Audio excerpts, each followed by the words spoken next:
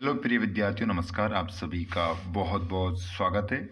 यहाँ पर देखिए, आप लोगों को मैं बता देता हूँ कि किस प्रकार से आप लोगों को 27 दिसंबर को जो आपका रुक जाना नहीं गणित का पेपर रहेगा, उस गणित के पेपर में आप किस प्रकार पूरे में पूरे नंबर लेकर और अच्छे अंकों से पास हो सकते हैं, उसके बारे में हम बात करने वाले हैं। देखिए, कोई भी एग्ज़ाम हो, त्रैमासिक परीक्षा हो, अर्धवार्षिक परीक्षा हो, या प्री बोर्ड हो, या मेन एग्ज़ाम हो, कोई सी भी, जैसे कि 2000 हमारी बात करें तो लोकल हो या बोर्ड एग्ज़ाम हो, ठीक है। लेकिन अपन बात कर रहे हैं यहाँ पर बोर्ड क्लास की, ठीक है।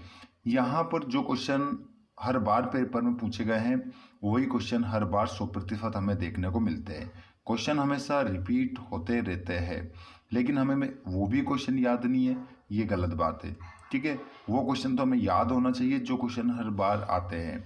तो यहाँ पर आज का ये वीडियो आप लोगों के लिए बहुत ही खास होने वाला है। क्या आप लोगों को ये क्वेश्चन याद है? आप कमेंट बॉक्स में ज़रूर बताइएगा। तो यहाँ पर मैं पूरा क्वेश्चन पेपर बताने वाला हूँ, 1 से लेकर तो आपको 23 तक यहाँ पर ये वीडियो मैं करवाने वाला हूँ। क्या आपने इन क्वेश्चनों को लगा लिया? अगर नहीं लगाया है तो ज़रूर लगा लीजिएगा। देखिए, आप लोगों को मान लो ये क्वेश्चन पेपर में मिलते हैं देखने को, तो आपको कितना याद है, ठीक है। चलिए, तो बिना देर किए हम इस क्वेश्चन पेपर को पूरा सोल्व करेंगे। आप सभी के सामने ये क्वेश्चन पेपर आ रहा है अभी, तो आप सभी जल्दी से अपने हाथ में एक कॉपी और एक पेन उठा लीजिए और सभी दोस्तों को शेयर कर दीजिए, ताकि आप लोगों को आने वाले वीडियो का नोटिफिकेशन सभी को मिल सके। घंटी बटन कॉल पर जरूर करिएगा। चलिए स्टार्ट करते हैं हम पहले प्रश्न से। इस चैनल के माध्यम से इसी प्रकार आपकी मदद की जाती है, तो आप सभी अपने दोस्तों को जरूर शेयर करें। देखिए, आपको क्वेश्चन मिलेगा, देखो बच्चों, एक कि 96 और 404 का HCF क्या होगा।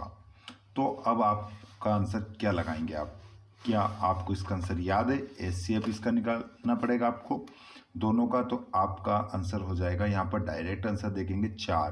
क्वेश्चन रिपीट हुआ, 96 और 404 आपको दिखा, तो आंसर डायरेक्ट बिना समय गवाए आप कितना नंबर लगाओगे? 4 आंसर आपका हो जाएगा। ध्यान रखिएगा, नोट कर लीजिएगा सभी क्वेश्चनों को। देखिए, बहुपद x की घात 2 माइनस 3 के शून्यक होंगे। तो देखिए, माइनस प्लस रूट में आपका क्या हो जाएगा? 3 हो जाएगा, ठीक है। ऑप्शन नंबर ए आपका राइट आंसर हो जाएगा। बस आपको इतना ही रखना है याद कि बहुपद x की घात 2 और माइनस 3 के शून्यक होंगे। अगर पूछे तो माइनस प्लस रूट में आपका जाएगा 3, याद रखिएगा। क्वेश्चन नंबर तीसरा, किसी पूर्णांक q के लिए प्रत्येक विषम पूर्णांक का रूप होगा। तो यहाँ पर आपका जो करेक्ट आंसर हो जाएगा वो हो जाएगा 2q प्लस 1 का करेक्ट आंसर हो जाएगा। लेकिन आपको क्वेश्चन याद रखना है बस, किसी पूर्णांक q के लिए प्रत्येक विषम पूर्णांक का रूप होगा। तो इसका आंसर आपका डी ऑप्शन सही हो जाएगा। अगले क्वेश्चन को आप देख लेंगे। अगला क्वेश्चन है आपका समीकरण। क्वेश्चन क्रमांक है आपका चौथा वाला, समीकरण निकाय a1x plus b1y plus c1 बराबर 0 तथा a2x plus b2y plus c2 बराबर 0 एक अद्वितीय हल होगा यदि। कब अद्वितीय हल होगा ये?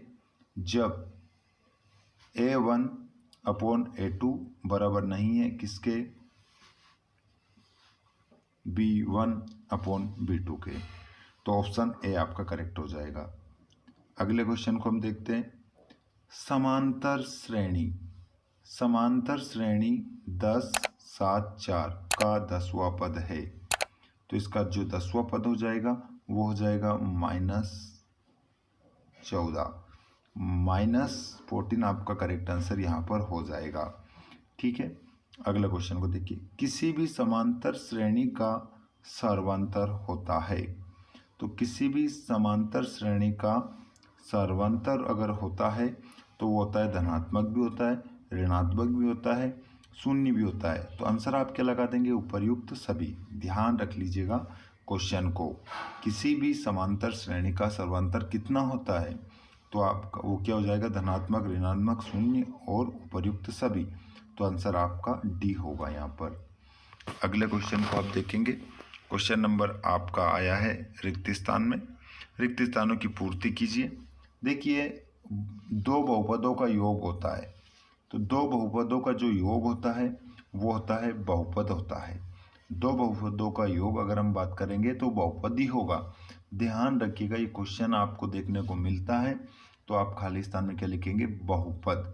क्योंकि जो भी वीडियो आप लोगों को यहाँ पर बताया जा रहा है वो वेरी वेरी इंपॉर्टेंट बताया जा रहा है। ये क्वेश्चन ऐसे हैं जो हर बार परीक्षा में पूछे गए हैं।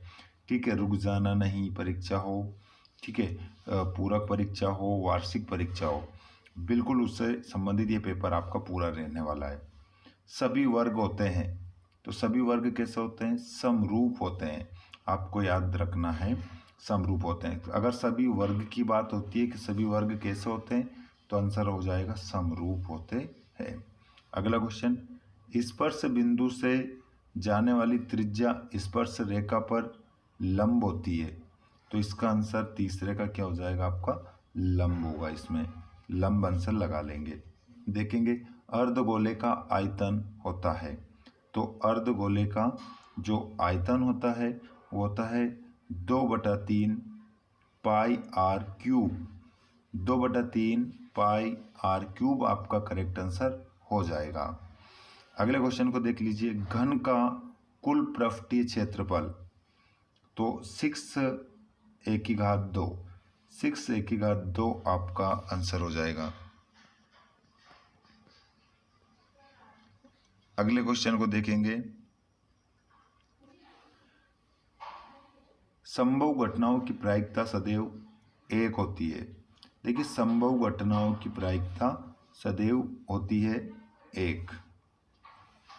अगला क्वेश्चन, यहाँ पर 1 - p कोष्टक में e बराबर, तो इसका लिख देंगे हम आंसर p और e के कोष्टक में e के घात बार। इस प्रकार इसका आंसर हो जाएगा आपका। इंग्लिश मीडियम वालों का यही आंसर सेम रहने वाला है। उसके बाद हमारा क्वेश्चन हो जाएगा तीसरा क्वेश्चन, जिसमें हमें क्या करना है? एक शब्द में उत्तर देना है। एक शब्द में उत्तर हम देंगे।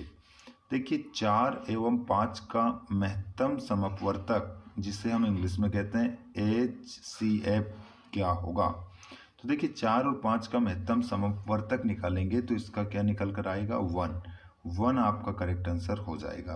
ठीक है, देखिए, वर्ग समीकरण x - 4 और x - 3 बराबर 0 के मूल क्या होंगे? तो बात करें हम 0 के जो मूल होंगे तो वो हो जाएंगे 4,3 आपका सही उत्तर हो जाएगा। थेल्स प्रमेय का कथन लिखो। तो थेल्स प्रमेय का जो कथन है, देखिए इसका थोड़ा आंसर बड़ा होगा तो यहाँ पर हमारा समय बर्बाद होगा। थेल्स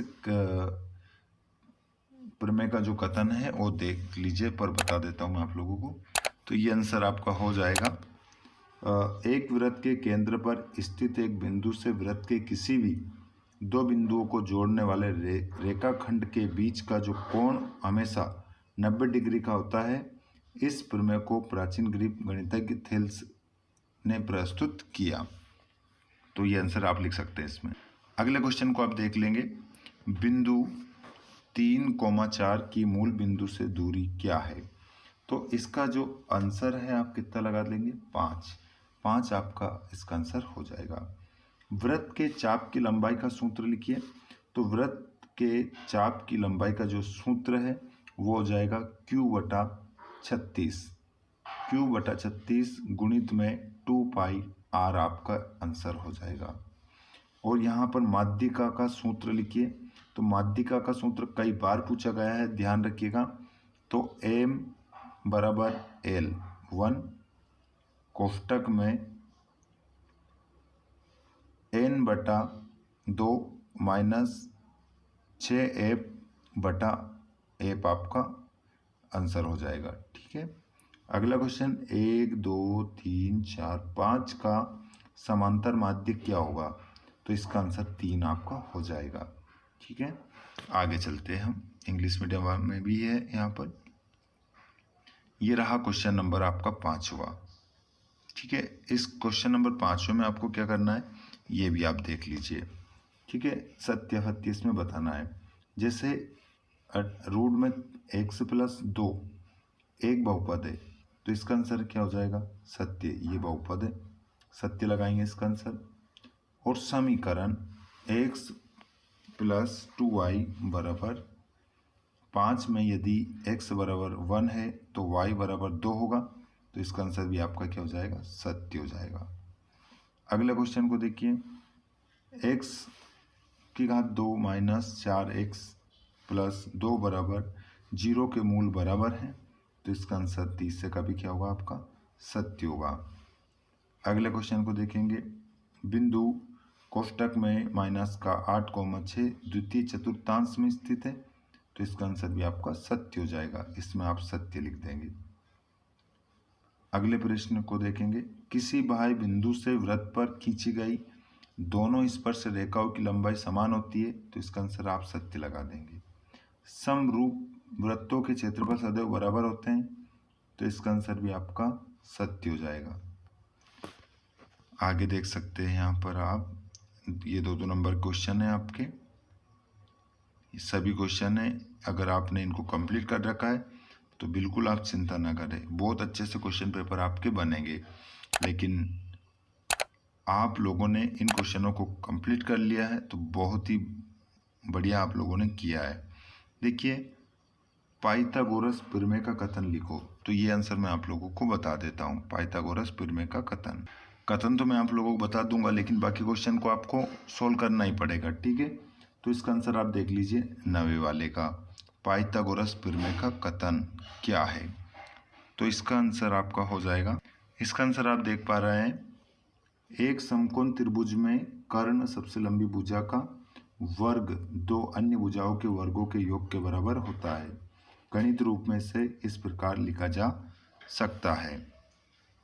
ठीक है, जहाँ ए और बी समकोण त्रिभुज की 2 भुजाएं हैं और सी कर्ण सबसे लंबी भुजा है। इस प्रकार ये पूरा क्वेश्चन पेपर आप देख सकते हैं। इन पूरे क्वेश्चनों को अच्छे से लगा लीजिएगा, किसी प्रकार की गलती नहीं करना है, क्योंकि ये सभी क्वेश्चन आपकी परीक्षा के लिए वेरी वेरी इंपॉर्टेंट क्वेश्चन है। ठीक है, ये क्वेश्चन आ भी चुके हैं पहले, इतने ही सरल क्वेश्चन आते हैं पेपर में। आपको इनको हल करना अच्छे से, बिना किसी समय गवाए। ये पूरा क्वेश्चन पेपर है 1 से लेकर 23 तक आप देख रहे हैं।